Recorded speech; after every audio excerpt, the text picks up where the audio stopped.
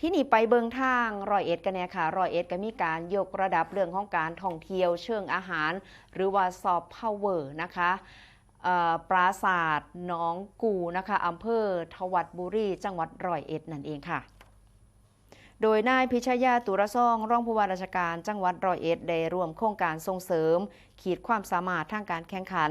ด้านเศรษฐกิจสร้างสรรค์การท่องเที่ยวการค้าการลงทุนและก็การบริการกิจกรรมหลักก็คือการยกระดับการพัฒนายกระดับการท่องเที่ยวเชิงอาหารซอฟต์พาวเวอร์จังหวัดร้อยเอ็ดซึ่งก็มีหัวหน้าส่วนราชการและก็พี่น้องประชาชนเข้าร่วมในพิธี